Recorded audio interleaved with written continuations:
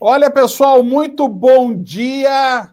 Espero que esse programa esteja começando ainda de manhã para você que está nos acompanhando do De Letra. Sim, não é sexta. Não estamos no carnaval ainda, mas essa semana você percebeu que não teve programa na sexta-feira, porque foi uma decisão administrativa e logística pela questão dos jogos serem sexta e sábado. Preferimos fazer agora, na segunda-feira, esse De Letra. Um De Letra com o time completo, depois de alguns programas. Hoje não tem reunião do Ricardo na rádio, hoje não tem médico do João Matheus, hoje não tem o encanador. Era o encanador? Dedetizador. Era o dedetizador na casa do Bório, e o Matheus está em casa do mesmo jeito. Os gatos do Matheus não desligaram a internet. Mas não, ainda não. Gente, claro, começamos aí, Bório, com as quartas de final do Campeonato Paranaense, e assim, existe a tal da gangorra, né? Muita gente tem a teoria da gangorra, né? Quando um time tá mal, o outro time tá bem, né? Os nossos times, Atlético e Coritiba, eles criaram uma gangorra negativa, né? Porque quando um time vai mal, o outro vai lá e vai pior ainda, né? Impressionante, né, Cristian? Como é que pode? A gente viu na sexta-feira o Atlético, né, que foi o primeiro a entrar em campo, abrir as quartas de final. E assim, vamos dizer assim, que o jogo não foi aquela coisa que a torcida esperava, lógico, né, porque não venceu. Mas o Atlético teve condições de vencer o Azures. Sim. Jogou para isso, teve futebol, mostrou futebol para isso.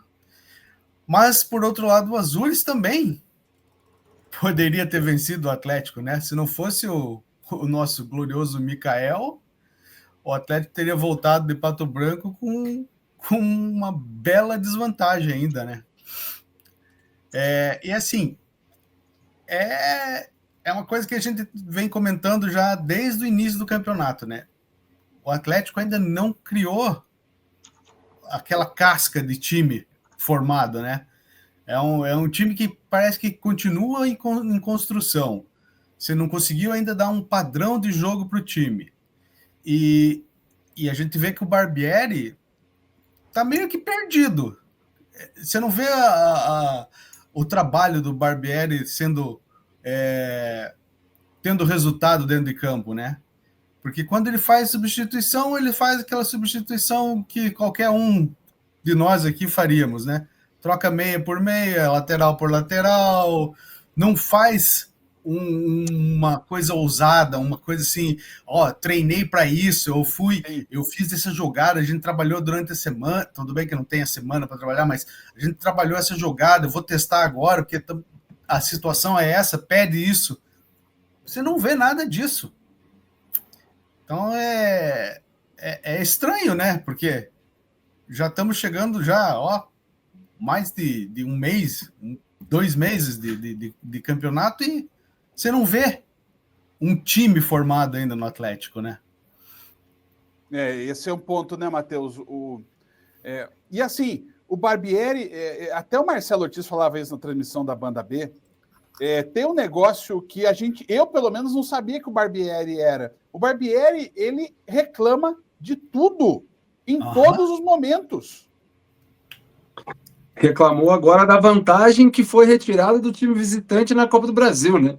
Pois é. Para mim é um absurdo, mas enfim, cara, Barbieri, como bem disse o Bório, o Atlético teve 12 jogos na temporada, e eu falei isso aqui no nosso último programa. No primeiro jogo do Atlético contra o Paraná Clube, a gente teve um ataque até funcionando, mas uma defesa que era muito frágil. E naquele momento a gente dizia, é o primeiro jogo da temporada, saiu muita gente, não dá para cobrar o treinador. O problema é que a gente terminou a primeira fase da competição com 11 jogos feitos e a gente não viu evolução.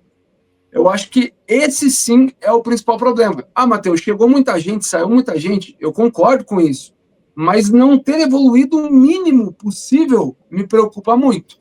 Me preocupa muito porque o Atlético fez um jogo, na verdade, assim, a grosso modo, o jogo foi feio, para dizer a verdade, assim, em Pato Branco. Teve uma chance aqui, outra ali, teve um bom chute de Zapelli no segundo tempo, teve a defesa do Mikael, mas um bom chute em algum momento do Luiz Fernando, mas o jogo foi, eu acho que o Atlético, claro, até tentou vencer o jogo, mas ficou de bom tamanho, né, para o Atlético, que vai definir na Liga Arena contra o Azures daqui 2 semanas. Né? Então, acho que para o Atlético, de modo gerais, ficou de bom tamanho. Mas a gente tem essa preocupação agora, por exemplo, contra o Pouso Alegre. Pouso Alegre, né, que é uma equipe que se livrou na última rodada do rebaixamento do Campeonato Estadual, né, no seu primeiro ano de SAF, tem um projeto até interessante de chegar à Série B nos próximos 5 anos, e, cara, eu não tenho dúvida, assim, que não vai ser um jogo fácil, muito pelo que o Atlético tem produzido, porque analisando, para mim, qual é a diferença, por exemplo, do Pouso Alegre para o Atlético que teve dificuldades contra a equipe que tomou gol, por exemplo, de São Joséense, tomou gol do Paraná, tomou gol do Andraus, tomou gol de todo mundo que lutou contra o rebaixamento no Paranaense, o Atlético tomou gol. E por que não tomaria do Pouso Alegre? Né? Jogando fora de casa, não é um gramado ruim, tá? É assim, para a situação, acho que uma boa situação até para o Atlético jogar. Então não vai ter essa questão do gramado, vai ter que você vai enfrentar um time que você precisa vencer fora de casa. Né? Um time que não tem divisão nacional, se não falha a minha memória. Não sei se vai jogar a Série D. Não, vai jogar a Série D esse ano, sim. Mas é um time de Série D contra um time de Série B. E o Atlético tem sofrido dificuldades contra essas equipes. E aí, Ricardo, olhando para frente, o que dá para imaginar? Porque o Barbieri, ele meio que jogou um verde de que o jogo de sexta era meio uma preparação para terça-feira, né? Ele mexeu bastante no time, né? Foi assim, em 12 jogos, foi a vez que ele mais alterou o time titular de uma partida para outra. Não entendi o porquê. Chegou o Patrick, que tem mais condições que o Felipinho. O Juliano seria titular se não tivesse sentido no aquecimento. O próprio Matheus falou, a defesa do Atlético tomando gol constantemente, ele resolveu apostar no Tobias Figueiredo. Mas para que mexer tanto de um jogo para o outro, só porque ele teve aí uma semana para treinar, pensando já na Copa do Brasil? Acho que isso acabou atrapalhando um pouco o time, porque daí ele resolveu jogar sem centroavante. Será que vai ser essa a atuada na Copa do Brasil e na sequência da temporada, sem Allan Kardec e Mastriani no teu elenco, e você vai jogar sem centroavante? Beleza, o Mastriani não está 100%, o Allan Kardec é o titular absoluto. O Allan Kardec volta daqui 1 mês e meio. Então, durante 1 mês e meio, você vai jogar sem centroavante, com pouco tempo para treinar, para daí quando o centroavante voltar, você tem que mudar totalmente o jeito de jogar de novo. Então, assim, eu acho que o Barbieri, ele está jogando para terceiros a responsabilidade do time não estar jogando bem, que foi é um absurdo ele reclamar que o time melhor ranqueado tem que jogar em casa pela questão do gramado. Então, assim, você quer que o Pouso Alegre venha até Curitiba, jogue num estádio relativamente cheio na tua casa, e que vantagem o time pequeno vai ter? Porque daí a renda também é toda a renda do clube maior, o campo é do clube maior, a qualidade é do clube maior. Então, assim, ele quer já praticamente a vaga dada. Ele só faltou assim, não, acho que tinha que sair jogando de 1-0 já no placar para não ter problema. Faltou ele falar que o empate é nosso ainda. Não quer jogar a primeira fase, e vai para a Libertadores, né? O que eu prevejo do jogo terça-feira? O Pouso Alegre extremamente fechado para tentar segurar um 0-0 para ir para os pênaltis. Acho que o objetivo do Pouso Alegre é esse: vamos segurar o 0-0. Se tiver espaço para contra-atacar, a gente está resolvido. E o Atlético mostrou, foi o que o próprio Matheus lembrou, que todos os times que brigaram para não cair fizeram gols no Atlético. E qual foi a forma que fizeram? Jogando recuado no contra-ataque ou espaço, porque a zaga do Atlético deixa muito buraco.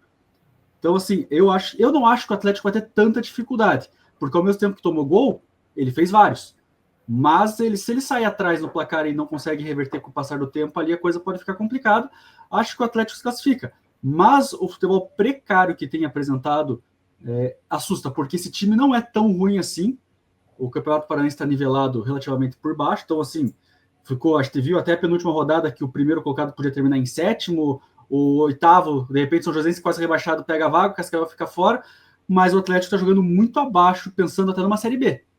O Atlético é o principal time da segunda divisão esse ano, mas o futebol que está jogando, com o pouco que a gente vê dos outros estaduais, a gente já vê que o América Mineiro, por exemplo, está alguns degraus acima. Então já começa a ligar o sinal de alerta. Então eu acho que o Atlético tem que aproveitar aí, vai ter o jogo contra o Pouso Alegre aí 10, 12 dias de treinamento até pegar o Azures, tem que usar esses 10 dias de uma intertemporada para fortalecer esses caras, porque nós estamos há um mês, pouco mais de um mês de começar uma Série B. E o Atlético tem que chegar muito melhor preparado para a segunda divisão, para não evitar um problema ainda maior do que seria ter sido rebaixado ano passado. Ô, João, o que você achou aí das estreias? Patrick, Tobias, teve gente falando que o Tobias é um Kaique Rocha que fala pois. Achei boas, pô. Achei as estreias interessantes e que vão continuar ajudando a equipe ao longo da temporada. Né? O Patrick é um jogador que eu já via antes jogar, já conhecia de antes. Né? O Tobias não é um jogador tão conhecido assim, né? Porque estava atuando fora. E, pô, são jogadores que vão ser importantes, que vão continuar ali. E aí, completando também, que estão todo mundo comentando aí da Copa do Brasil, vai enfrentar um Pouso Alegre que é um franco atirador, né? O Pouso Alegre não tem nada a perder na primeira fase. Se cair, caiu, porque está enfrentando um time que até ano passado era time de Série A, era um time que estava na elite, e que hoje, porventura, está na Série B, né? Como os dirigentes falam também nas entrevistas. E vai encontrar um time pela frente que não vai ter nada a perder. Né? Numa saída dessa, até trazendo o que o Ricardo falou, num contra-ataque, vai lá, faz 1-0, se fecha mais ainda, estaciona um ônibus dentro da pequena área e pronto, o Atlético não vai conseguir fazer gol. E aí o Barbieri já está encontrando desculpas antes do jogo para justificar uma possível desclassificação. Não, então antes do jogo ele já está falando, não, o gramado é ruim, a iluminação do estádio não é boa, o não sei o que, a trave é muito redonda, a bola estava muito cheia, sei lá. Ele já está encontrando... trave é muito redonda. Que frase é essa? Ele já está procurando desculpas para poder justificar uma queda para o Pouso Alegre na quinta-feira, né? Não, amanhã. Amanhã, terça. Amanhã. A gente Então, falou que o programa ia ficar vencido rápido sendo na sexta, esse também vai ter vencer rapidinho. Um dia e meio, né? Nós estamos vencendo mais o programa do que o pessoal anda vencendo em campo, Matheus. E aí, o Coritiba consegue algo que é raro, é conseguir repetir a mesma coisa de um ano anterior no ano seguinte, Matheus. Coritiba jogou mal do mesmo jeito, foi engolido pelo Maringá do mesmo jeito, tomou 2-0 do mesmo jeito. É um time regular, né? A única diferença é que foi nas quartas e não nas semi, né? E aí o problema das quartas é que, eventualmente, você fica sem Copa do Brasil no ano que vem, né? Então, o Coritiba, para conseguir, eventualmente, claro, né? A gente está citando aqui uma situação hipotética. Se o Coritiba cai nas quartas, a única chance de se classificar para a Libertadores é vencendo a Série B, sendo campeão. Que aí você entra, como o Santos entrou agora, e você entra já na próxima fase. Mas, de todo modo, cara, eu assisti o jogo assim e realmente foi difícil ver o Coritiba jogar, né? O time realmente não conseguiu ser superior, não conseguiu, de maneira quase que em nenhum momento do jogo, ser melhor que o Maringá. E eu acho que o problema maior é você tomar 2 gols iguais, né, idênticos. Meu Deus, se você analisar os 2 gols, você pensa, caraca, como que pode? Como pode ter tomado 2 gols? E aí, coitado do Morisco, veio em entrevista e assumiu a culpa ainda. E, sinceramente, eu nem acho que a culpa seja dele.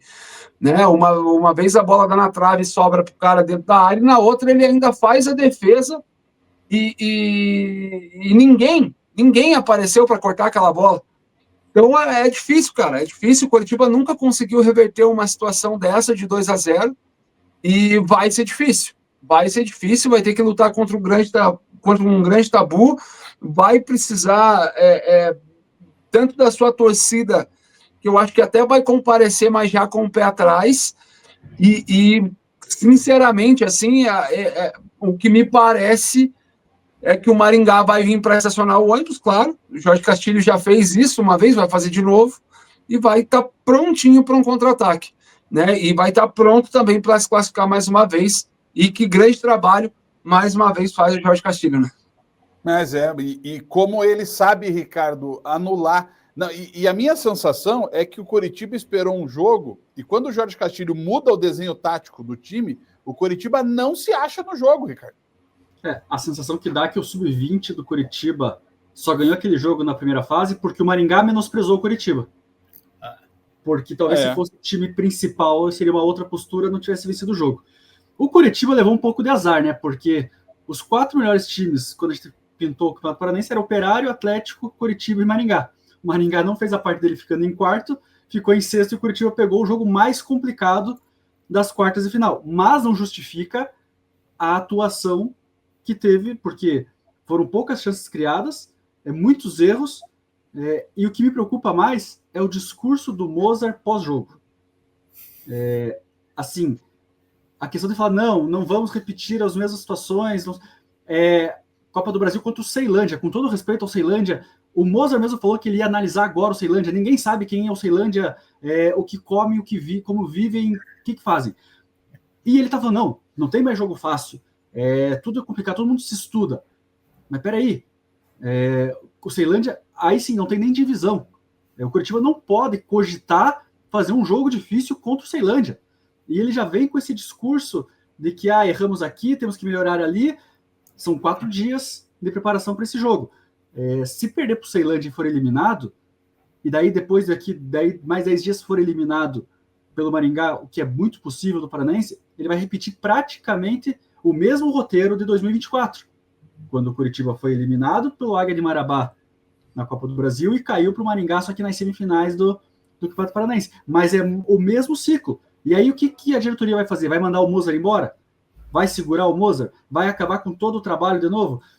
O Mozart vai ficar ainda muito mais pressionado para a Série B. O Coritiba está se enforcando de uma tal maneira, porque o que preocupa também é o seguinte, o Coritiba melhorou muito depois que o time sub-20 parou de jogar e foi dando sequência para a equipe principal. Mas jogou muito bem contra quem? Contra Andraus, contra Rio Branco. Tinha jogado bem contra o São Joséense. Mas quando pegou o Atlético, que é o nível de Série B, mesmo quando tinha um a mais durante 20 minutos do primeiro tempo, esquece o segundo tempo da chuvarada, não foi superior. Quando pegou o Operário, semana passada, que era time de Série B, não foi superior o tempo inteiro, também sofreu. E agora, quando pega um Maringá de Série C ajustado, também sofreu. O que prova que o Coritiba não está pronto. E aí ele entra muito na questão que a gente falou do Atlético. A Série B está aí, falta pouco mais de um mês, e o time está patinando. O Coritiba, se o Atlético a gente está olhando que está mal, o Coritiba está muito mais abaixo.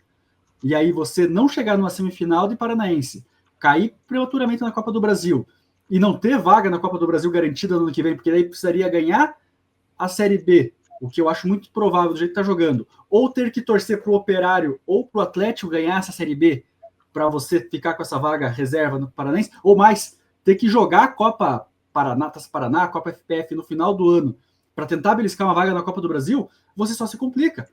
E o discurso do Coritiba é que a impressão que dá é que eles estão assustados com o que está acontecendo.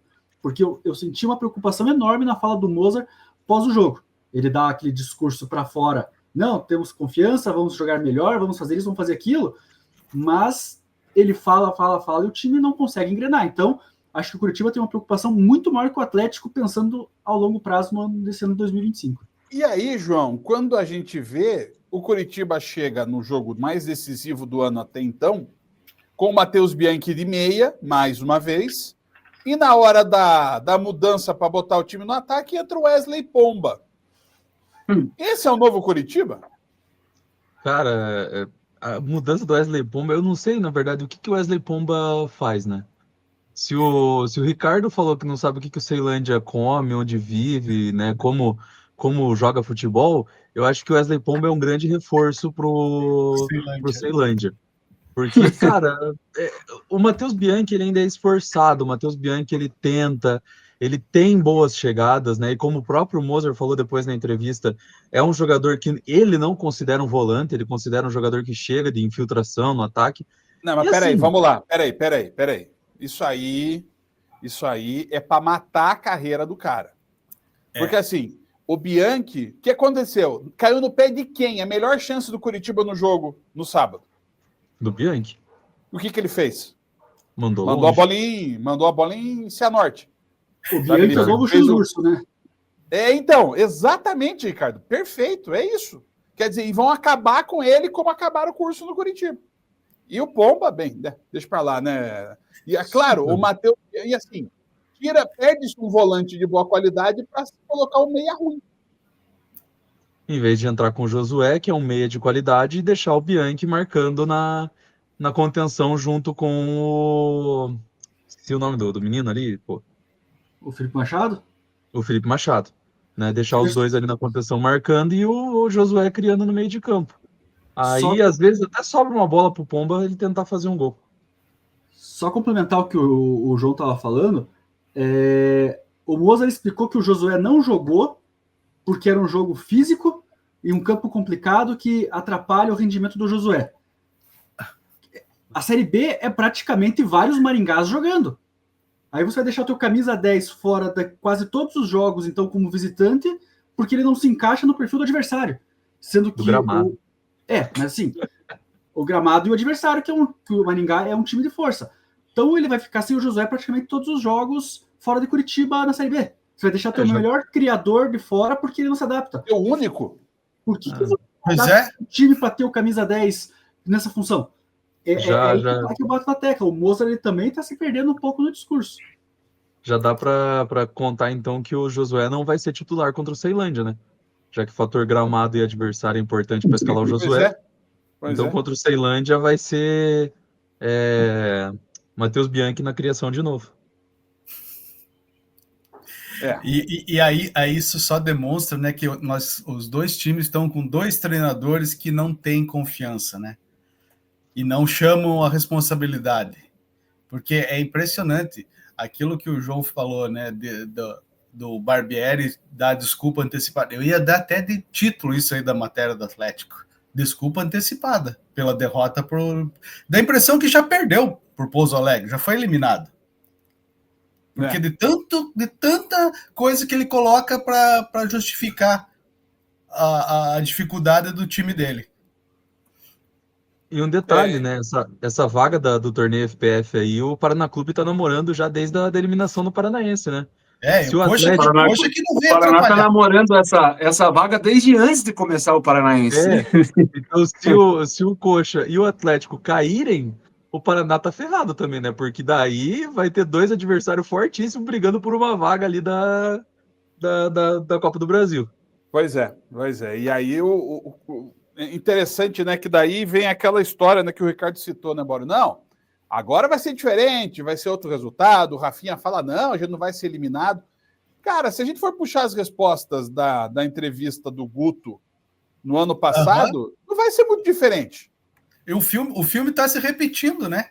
Assim como repetiu a façanha de perder, perder não, ainda não, mas de ser batido pelo Maringá, que nem foi no ano passado, está repetindo todo o começo, antes vivendo a mesma situação que viveu antes da Série B do ano passado, com o Guto Ferreira. Está acontecendo a mesma coisa, o Curitiba. E com um agravante, Bora, porque o Mozart, tirando os jogos do Sub-20, que daí não entra na conta, mas o Mozart tem um aproveitamento no Paranaense pior do que o Guto tinha no Curitiba no passado. Olha aí, e o Guto, no final da primeira fase, contra o Cianorte, atropelou. Quando ele conseguiu montar o time que ele queria em campo, no final do Paranaense, o time engrenou, que foi o que talvez tenha segurado o Guto entre a eliminação do Paranaense para iniciar a Série B. Aí fica a SAF fica na encruzilhada. Vai manter o mesmo erro com o Mozart para dizer, não, esse ano nós não vamos repetir o que fizemos com o Guto, ou vão ter que demitir porque o desempenho está pior, e aí começar do zero para a Série B de novo. Pois é. O cenário está muito idêntico. Tá. E assim, eu não sei se o Mozart suporta uma eliminação pro Ceilândia, viu? Pois é, porque depois são 10 dias, né? 10 dias até o jogo da volta. É engraçado, né? Porque, em tese, o que seria uma boa, se os times não fizerem a parte deles na Copa do Brasil, vira uma pressão do tamanho do mundo. Sim. E esse cara, o desafio do... Cara, o futebol, ele é... maluco por causa disso, né? Porque ele permite acontecer uma maluquice do nada cara, e passam os times aí para apertos, Matheus. É tal história. Eu usei bastante esse termo durante esse campeonato, tanto para Atlético quanto para Curitiba. Os riscos desnecessários, né? E eles continuam correndo, né? Cara, é assim, é difícil. Para esse primeiro jogo de Copa do Brasil, é sempre complicado, porque a zebra, ela sempre acontece. A gente viu o Galo lá com o Tocantinópolis sofrendo até os 40 do segundo, com um pênalti meio discutível para conseguir vencer. A gente viu o Grêmio com o São Raimundo passando nos pênaltis. Então, assim, sempre é ruim você enfrentar essas equipes. Por quê? Porque tirando o Campeonato Paulista, onde tem um nível grande de futebol, você não se testa, né, a tal ponto. Os testes são com times que jogam uma Série C, uma Série D, ou times sem divisão. Então, as equipes, né, do grande cenário enfrentam essas equipes tirando os times do futebol paulista. E aí, quando você vai jogar na primeira fase de Copa do Brasil contra o Ceilândia, contra o Pouso Alegre, contra essas equipes, o jogo que você está acostumado a fazer é com uma equipe daquele nível. E se você não está se dando bem, a chance de você ter dificuldades ela é muito grande, né? Então, tanto o Atlético quanto o Coritiba, claro, existe um abismo entre a qualidade das equipes, né? O Ceilândia, eu fui até olhar aqui, até a rodada passada, ele era o líder do campeonato brasiliense, mas tomou 4-1 do Capital, e nesse exato momento é segundo colocado lá no campeonato. O Brasiliense tem 19 e o Ceilândia tem 18. São 8 jogos, 6 vitórias e 2 derrotas. Então, assim, a campanha do Ceilândia, falar que é ruim por ser o Ceilândia, eu acho difícil. Eu acho que é uma campanha boa, né? E o detalhe, né, eu fiz a matéria aqui sobre a equipe do Ceilândia. O estádio lá, o Abadião, tem capacidade de 5 mil pessoas. 1.000 ingressos foram distribuídos gratuitamente pelo presidente. Então, o presidente usou a verba do clube, pagou 1.000 ingressos para a torcida para incentivar. Então, assim, eu acredito que vai estar lotado. E os ingressos estão sendo vendidos a R$20 a inteira, R$10 a meia. Então, imagino que o Coritiba tem uma grande possibilidade, tem muito mais futebol, mas também não pode achar que a vida é um morango, que tudo vai se desenhar da maneira mais fácil possível. A vida é um morango. Alguém de vocês tem uma vida que é um morango, gente? Olha. Só se for aquele morango bem azedo, né?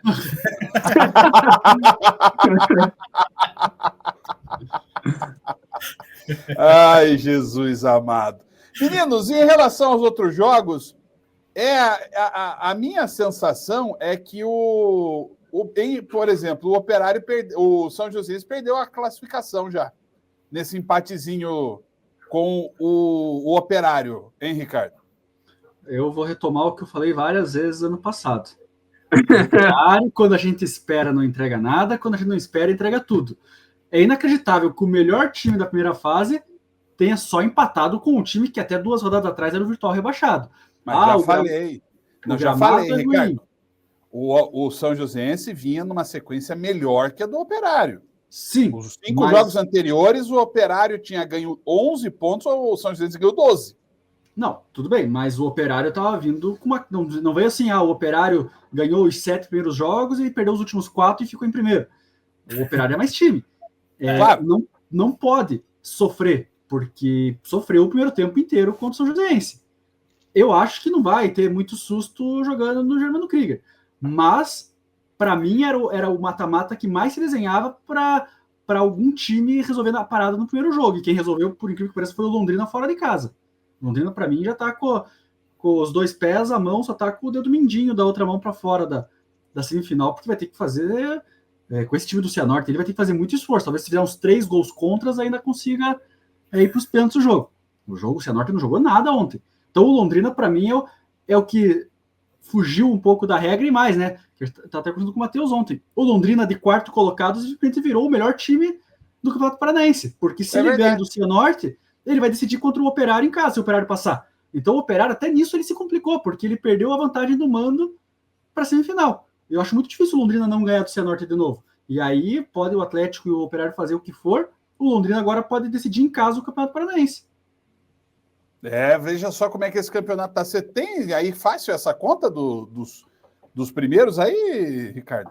O Londrina é primeiro com 23, tem uma vitória a mais, tem 7. Isso. Aí o Operário é segundo com 23 também, mas só com uma vitória a menos. E daí o Atlético tem 23, também com uma vitória a menos. Aí o Curitiba tem 20 e o Maringá tem 19. Isso. Então o Londrina, ele só perde o primeiro lugar se ele empatar, ou se ele perder por um gol de diferença, e o Operário e o Atlético ganharem os jogos deles. O que fica é que o Maringá se passar, e acho que isso agora o Curitiba corre muito risco da mesma coisa. Se o Curitiba ganhar, ele vai a 23, né? Ganhar e classificar, digamos, vai a 23 e vai ficar com uma vitória a menos também do que o Londrina, né? Sim. Mas aí, no caso, ele muda a pontuação, mas não muda o chaveamento, né? Então o Coxa só consegue jogar em casa agora um mata-mata se porventura o Azures eliminar o Atlético. Do contrário, o Curitiba, do jeito que se desenhou agora, se ele chegar na final e os primeiros colocados todos avançarem, o Curitiba não decide em casa mais nada. Pois é. Veja só o tamanho desse resultado, porque não é só dificultar a vida, né? É já andar, fazer todo o desenho da fase seguinte. Gente, nós não vamos fazer hoje loteria, mas eu queria que a gente falasse rapidinho, antes de eu dar os resultados da semana anterior, né, no teste 30, que foi no programa do dia 14. Cara, e aí? Maringá e Juventude... Perdão, Maringá e... como é que é? Maringá e Juventude, Cascavel e América, o Maitá e Operário. A única coisa que eu posso dizer, eu já consegui pegar, vou receber os gols de Maitá e Operário. Então, esse jogo está resolvido. Não vai ter transmissão em lugar nenhum, só em rádio. Mas a TV, deixa eu ver aqui agora, afiliada, agora fiquei curioso até para saber o nome, afiliada Record, no Acre. A TV Gazeta de Rio Branco do Acre estará lá acompanhando tudo desse jogo. Baita. E aí? Eu aposto em todos os paranaenses, não quero nem saber. Aí nesse cenário, eu só não aposto a favor de Curitiba e Atlético porque eu acho muito arriscado, mas Maringá, Operário e Cascavel, eu confio em todo mundo. O efeito tcheco vai se fazer valer em Cascavel, Matheus? Muito, muito. Cara, olha, eu acho que o Curitiba e o Atlético vão passar. Acho que o Operário passa também. Mas os jogos de quem joga em casa, né? Que é aí o Maringá e o Cascavel, né? Sim. Pegaram duas pedreiras, né, cara? Pegaram duas pedreiras, dois times bem encaixados, assim, tanto o Juventude quanto o América são equipes que estão ainda em disputa do campeonato estadual. Eu acho que ambas as equipes vão jogar. Não, acho que o Maringá não. Acho que o Maringá pode surpreender, mas eu acho que o Tcheco não vai conseguir fazer muita coisa em pouco tempo de trabalho contra a equipe do Juventude, não. Acho que o Juventude passa, né? Acho que não é nosso desejo, mas acho que o Juventude passa e o Maringá consegue surpreender também. Não, peraí. Não, o Maringá e o Juventude não podem passar. Só os dois. Ele joga. Eu confundi, então. Um elimina o outro. Tá. Não, o Maringá passa pelo Juventude e o América passa pelo Cascavel. Isso. Deixa eu ver essa escalação do Juventude aqui, gente. Só para eu entender. Os dois são verdes, me confundiram. Que time é esse do Juventude? Vamos lá. Gustavo, Everton, Abner, Adriano Martins e Marcos Paulo, depois Alan Ruschel. Giraldo e Jackson, Batalha, Jean Carlos e Enio. E na frente, Eric Farias, o técnico glorioso Fábio Matias. Cara... O destaque é o Jean Carlos aí. Tem jogado bem lá. E o Alan Ruschel saiu, foi para Chapecoense. Foi para Chapecoense, Voltou. Voltou. Depois Então, de brigar com justiça e tudo, voltou. Voltou. Mas dá para o Maringá ganhar desse time, né? Foi o que eu disse. O Juventude ele surpreendeu no Campeonato Gaúcho porque ele ficou com a segunda melhor campanha, por isso que ele decide em casa contra o Grêmio. Mas assim, convenhamos que o Campeonato Gaúcho também não tá esse nível alto de exigência para se jogar futebol. A minha preocupação, assim, eu também acho que com o Matheus, o Maringá pode passar pelo Juventude, eu acho que o Cascavel não passa pelo América, e eu sempre fico preocupado com o Operário. Só que eu fui olhar o Campeonato Acreano, cara, o Maitá em 5 rodadas ele ganhou um jogo. Assim, cara, com todo respeito do mundo, o Campeonato Acreano não dá para ser... Cara, o Campeonato Acreano acho que é pior que a segunda divisão paranaense. É isso, mas é isso. Esse time só pode ganhar um jogo. É uma vitória e tá. Nossa! Rapaz! É uma e tá. Depois dessa, fiquei até sem palavras.